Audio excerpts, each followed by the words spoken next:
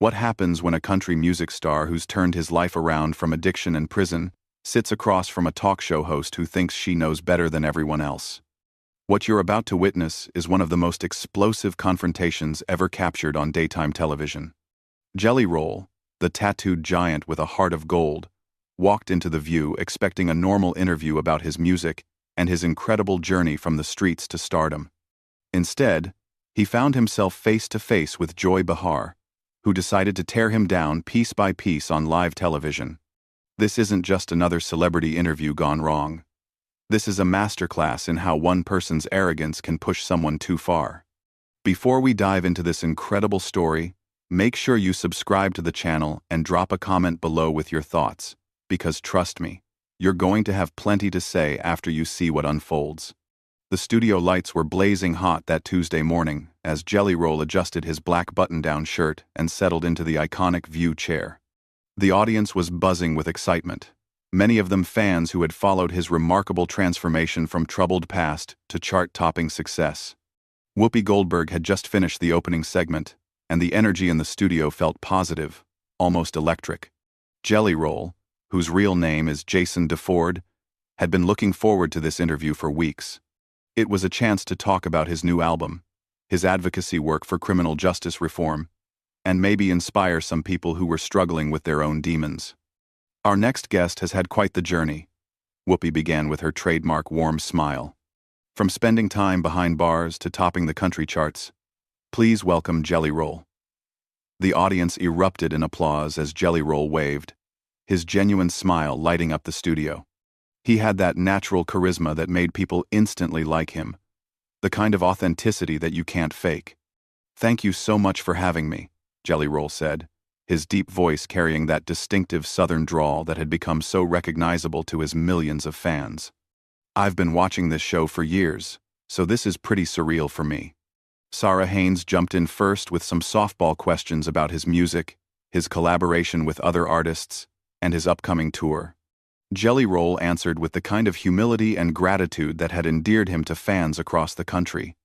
He talked about how music had saved his life, how his daughter had motivated him to change, and how he wanted to use his platform to help others who were struggling. "You know," he said, leaning forward slightly, "I think a lot of people look at someone like me, and they write me off before they even get to know my story. The tattoos, the past, all of that. But I want people to understand that we all have the capacity to change, to grow, to become better than we were." The audience was hanging on every word. This was the Jelly Roll that his fans loved. The vulnerable, honest man who wasn't afraid to admit his mistakes and talk about how he'd overcome them. Alyssa Farah Griffin asked him about his criminal justice reform work, and his eyes lit up as he described the programs he was supporting to help former inmates reintegrate into society. "I've been where these guys are," he explained, his voice getting more passionate. "I know what it's like to feel like society has given up on you, like you're never going to be anything more than your worst mistake. But that's not true. People can change. They just need someone to believe in them and give them a real chance." It was at that moment that Joy Behar, who had been sitting quietly with a barely concealed smirk on her face, decided to pounce. She had that look in her eyes that regular viewers of The View knew all too well. The look that said she was about to say something controversial just for the sake of stirring up drama. "Well, that's all very nice and inspirational," Joy said, her voice dripping with condescension. "But let's be real here.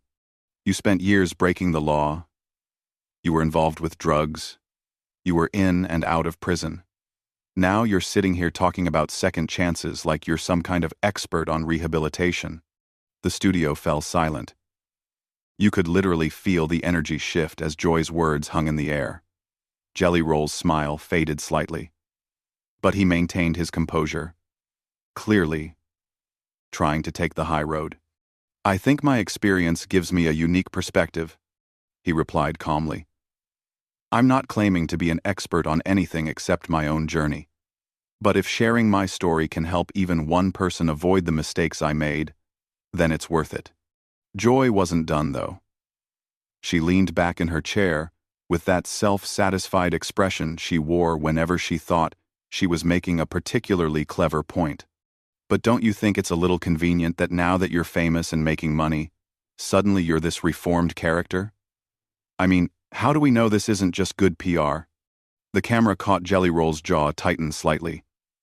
His hands, which had been relaxed in his lap, clenched into fists for just a moment, before he forced himself to relax them. The other hosts looked uncomfortable, clearly not expecting the interview to take this hostile turn. "Joy," he said, and there was a warning note in his voice that anyone who knew him would recognize. "I think you're misunderstanding what this is about. This isn't PR. This is my life. These aren't talking points. These are real experiences that shaped who I am." But Joy was just getting started. She had that predatory gleam in her eyes that meant she smelled blood in the water and was going in for the kill. "I'm just saying, it's easy to talk about redemption and second chances when you're sitting pretty with a record deal and sold-out concerts. What about the people you hurt along the way? What about the communities that were damaged by the drug trade you were part of?" The accusation hung heavy in the air like a dark cloud. Jelly Roll's transformation from composed guest to something much more intense was visible to everyone in the studio. His breathing had changed, his posture had shifted, and there was a fire building in his eyes that suggested Joy had just crossed a line she shouldn't have crossed. "You want to talk about the people I hurt?" Jelly Roll said, his voice getting louder, more intense. "Let's talk about them. Let's talk about how I've spent every day since I got clean, trying to make amends, trying to do better, trying to use whatever platform I have to help people." Joy, either oblivious to the danger she was walking into, or simply not caring, pressed on with her attack. But that doesn't undo the damage, does it? That doesn't bring back the lives that were lost to overdoses, the families that were destroyed. You can't just sing your way out of that responsibility. That was it. That was the moment when something snapped inside Jelly Roll, when the careful composure he'd been maintaining finally cracked under the weight of Joy's relentless assault. The man who had spent years learning to control his temper, who had worked so hard to become a better person, suddenly found himself face to face with someone who seemed determined to tear down everything he'd built. The explosion was instantaneous and volcanic. Jelly Roll shot up from his chair so fast that it actually rolled backward, his 6-foot frame towering over the desk as his voice boomed across the studio with a force that made everyone jump. "Are you kidding me right now?" he roared, his southern accent getting thicker as his emotions took over. "You think I don't carry that weight every single day? You think I don't know exactly what I've done and who I've hurt? Lady, you have absolutely no idea what you're talking about." The audience gasped audibly. Camera operators scrambled to capture every angle of the confrontation, while producers in the control room frantically debated whether to cut to commercial. Whoopi looked stunned. Sarah covered her mouth in shock, and Alyssa sat frozen in her chair. But Joy, incredibly, seemed almost pleased with herself, like she'd successfully provoked exactly the reaction she was looking for. "There it is," Joy said with a smug smile, gesturing toward Jelly Roll as if his anger proved her point. "There's the real you, underneath all that redemption talk. Still the same angry criminal, just with better clothes." If the studio had been silent before, it was absolutely dead now. The only sound was Jelly Roll's heavy breathing as he stared down at Joy with an expression that was part fury, part disbelief, and part something much more dangerous. When he spoke again, his voice had dropped to a low, menacing growl that somehow seemed more terrifying than his shouting had been. "You want to see the real me?" he said, leaning forward with his hands planted firmly on the desk. "The real me spent 3 years in county jail thinking about every person I hurt, every family I damaged, every life I helped destroy. The real me has nightmares about kids who overdosed on drugs I sold. The real me goes to funerals of people I grew up with who didn't make it out like I did." Joy tried to interrupt, but Jelly Roll's voice cut through her attempt like a knife through paper. "No, you wanted this conversation, so we're going to have it. You sit up there in your ivory tower passing judgment on people like me, but what have you ever sacrificed? What have you ever overcome? You think redemption is some kind of marketing scheme, Because you've never needed it yourself. The camera zoomed in on Joy's face.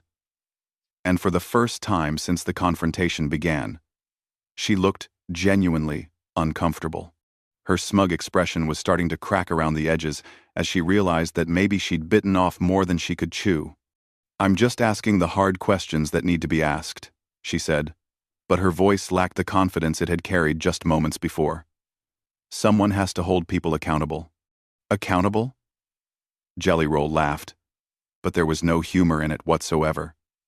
"You think you're holding me accountable? I hold myself accountable every single day. I work with organizations that help addicts get clean. I visit prisons to talk to kids who are making the same mistakes I made. I donate money to families who lost loved ones to overdoses. What exactly are you doing to make the world better, besides sitting here tearing people down?" Whoopi finally found her voice and tried to regain control of the situation. But Jelly Roll wasn't finished, and his attention was laser-focused on Joy. "You know what the difference is between me and you? I admit when I'm wrong. I own my mistakes. You sit here every day pretending like you're morally superior to everyone else. But you're just a bully with a microphone." Joy's face was turning red now.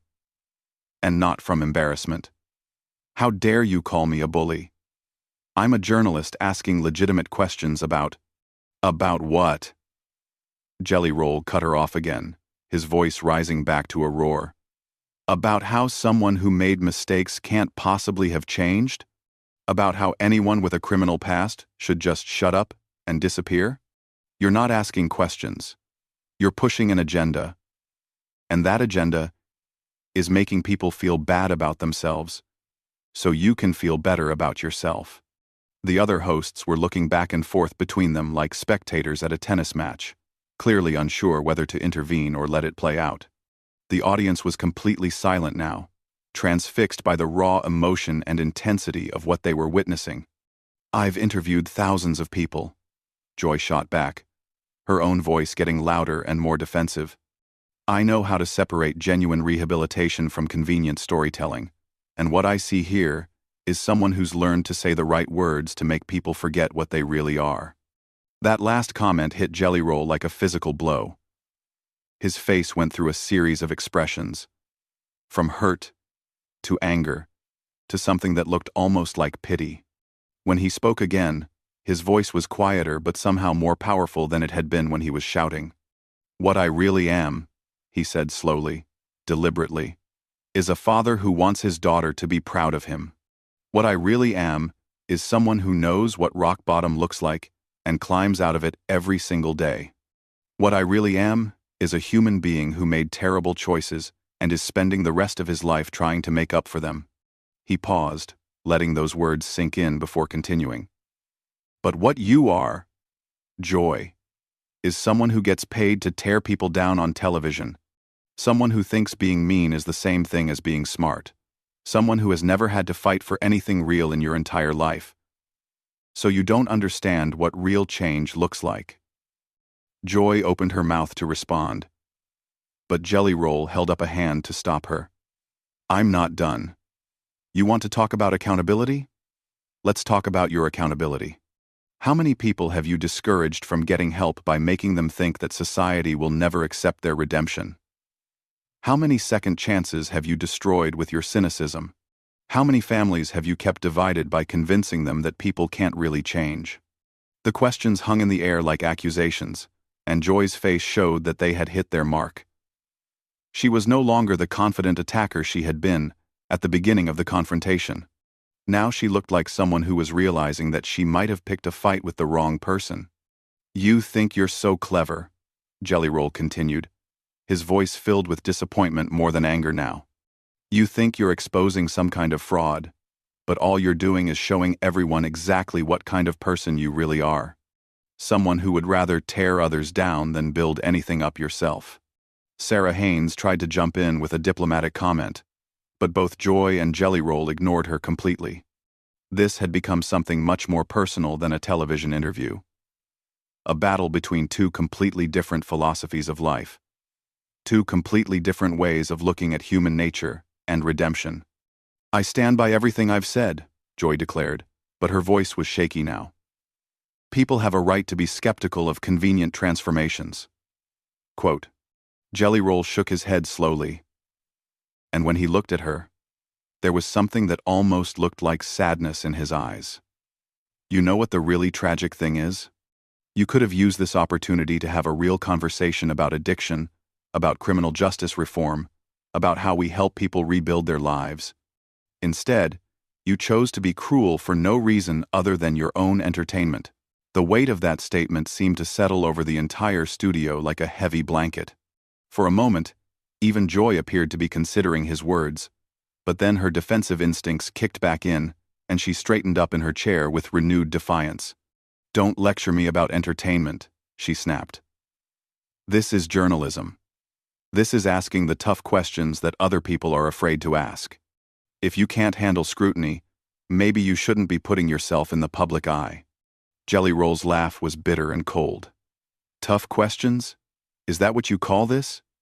Let me ask you some tough questions then. When was the last time you admitted you were wrong about something? When was the last time you showed genuine compassion for someone who made mistakes?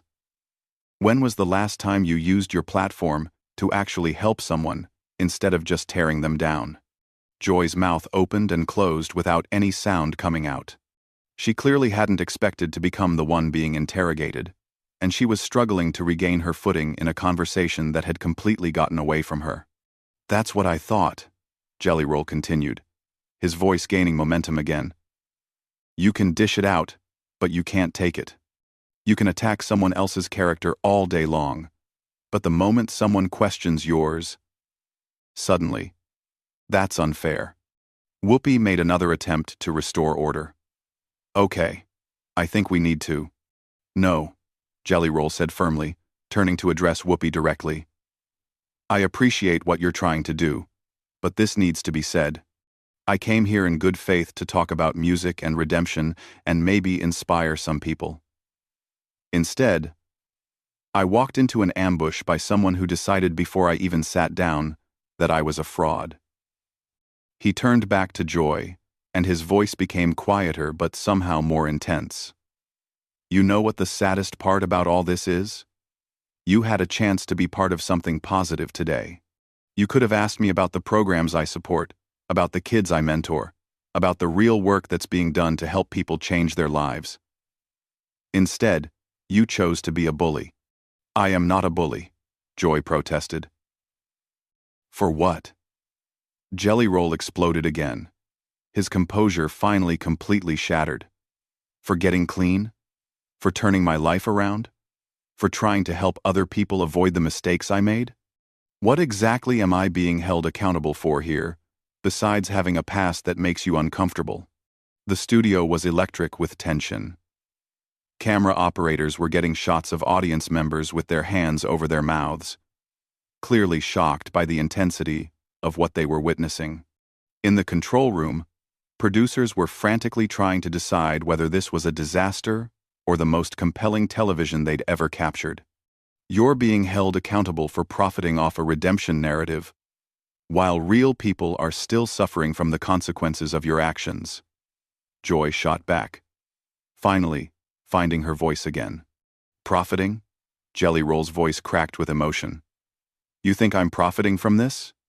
Every dollar I make from my music, every opportunity I get, comes with the weight of knowing that I have to earn it every single day. You think I don't know that there are families out there who lost someone to drugs I sold? You think I sleep easy at night because I have a record deal now? He was leaning over the desk again, his face just inches from Joy's, and when he spoke, his voice was raw with pain. I give away more money than most people make in a year to organizations that help addicts. I spend my free time visiting prisons and talking to kids who remind me of myself at that age. I use every platform I have to tell people that they can change their lives if they're willing to do the work. My platform. My monecation. I won. And on side and two. Joy tried to interrupt, but Jelly Roll's voice overpowered hers completely. But you don't want to hear about any of that, do you? Because it doesn't fit your narrative. You've already decided who I am, and no amount of evidence to the contrary is going to change your mind. Evidence? Joy scoffed, What evidence? Some charitable donations and a few prison visits? That's supposed to erase everything you did? The question hit the studio like a lightning bolt. Jelly Roll straightened up slowly, and when he looked at Joy this time, there was something different in his eyes. Not anger anymore, but something deeper and more profound. "No," he said quietly. "Nothing can erase what I did. Nothing can bring back the people who died because of choices I made. Nothing can undo the families I helped destroy or the communities I helped damage. And you know what? I live with that every single day." His voice was getting stronger again. But it wasn't the angry shouting from before. This was something else entirely. Something that came from a much deeper place. "But what you're really asking me is whether I deserve forgiveness. Whether I deserve redemption. Whether someone like me should be allowed to move forward and try to make amends." He looked around the studio, making eye contact with the other hosts, the audience, even the camera operators. "And my answer to that is this. I don't know if I deserve it. That's not for me to decide. But I know that I'm going to spend every day of the rest of my life trying to earn it." Joy opened her mouth to respond, but Jelly Roll held up his hand again. "You want to judge me? Fine. Judge me by what I do from here forward. Judge me by the lives I help save. By the kids I help turn away from the path I went down. By the families I help heal. Don't judge me by who I was. Judge me by who I'm becoming." The silence that followed was deafening. Even Joy seemed to have been struck speechless by the raw honesty and vulnerability in his words. The camera caught her face, and for just a moment, there was something that might have been shame in her expression. "You came at me today thinking you were going to expose some kind of fraud," Jelly Roll continued, his voice steady and strong. "But all you've exposed is your own inability to believe that people can change. Your own cynicism. Your own need to tear others down. To make yourself feel superior." He straightened his shirt and looked directly into the camera. "To anyone watching this, who's struggling with addiction, who's made mistakes they think they can't come back from, who's been told by people like her that they'll never be anything more than their worst moment, I want you to know something. You can change. It won't be easy, and it won't happen overnight. But you can change. Don't let anyone tell you otherwise." Joy made one final attempt to salvage the situation. "I think you're being overly dramatic about." "Dramatic?" Jelly Roll cut her off one last time. "You attacked my character, my motives, my redemption, and my right to speak about my own experiences. You tried to tear me down on national television for no reason other than your own entertainment. And when I defended myself, when I showed you exactly what real accountability looks like, you call me dramatic?" He shook his head in disgust. "You know what, Joy? You're exactly the kind of person who makes it harder for people to get help. You're exactly the kind of person who keeps families divided and communities broken. You're the problem, not me." With that, he turned away from her completely and addressed Whoopi directly. "Thank you for having me on the show. I'm sorry it turned into this, but I won't apologize for defending myself against someone who came at me with nothing but malice and prejudice." The camera caught Joy's face one final time as Jelly Roll gathered himself to leave. She looked like someone who had just realized that she'd made a terrible mistake. Someone who was beginning to understand that she'd crossed a line that maybe shouldn't have been crossed. "Wait," she called out, as he started to walk away, but Jelly Roll didn't even turn around. "We're done here," he said over his shoulder, his voice filled with finality. "I came here to talk about redemption and hope, and you turned it into an attack. That's on you, not me." As he walked off the set, the audience sat in stunned silence. The other hosts looked shell-shocked, clearly trying to process what had just happened. And Joy sat alone at the desk, looking smaller somehow than she had when the interview began, like someone who had just learned a very difficult lesson about the power of words and the danger of pushing someone too far. What started as a routine interview had turned into something much more profound. A battle between two very different ways of looking at human nature: forgiveness and the possibility of redemption. And in the end, it was clear to everyone in that studio who had come out on top. So what did you think about this incredible confrontation? Do you believe people truly deserve second chances? Or was Joy right to be skeptical? Drop your thoughts in the comments below and make sure to subscribe for more stories that will absolutely blow your mind.